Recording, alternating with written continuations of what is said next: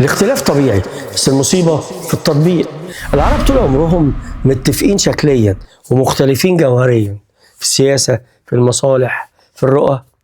الاختلاف مش مشكلة لما بيتحول لانقسام فعلي، ولما الاتفاق اللي بنعلنه بيكون مجرد كلام شكلي مش واقع.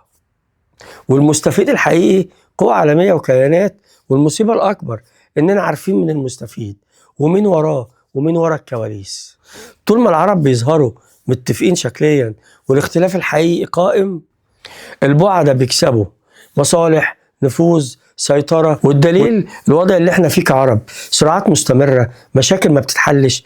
العرب ما لهمش يد فيها أصلا، غير إننا مطمع للمستعمر والمحتل. ده دليل على إن الاختلاف هو اللي فعليا قائم، مش الاتفاق اللي بيتقال على الورق. حتى بعد ما عرفنا مين المستفيد ولسه بنختلف ونخسر مع بعض، كل طرف مركز على نفسه، والنتيجة الخسارة لنا كلنا. مش لازم يكون في اتفاق كامل على كل حاجة، مع العلم ان الاتفاق قوة، والمستعمر المحتل مرعوب من اتحادنا.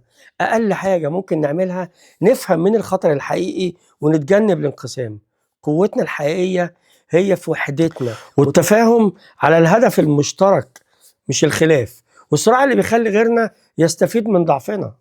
اختلافنا طبيعي، المصيبة الحقيقية اننا عارفين مين بيكسب ولسه مختلفين. عايزين نكون قوة، وده الطبيعي. لازم نفهم من الخطر الحقيقي ونتحد بدل ما نخسر كل مرة.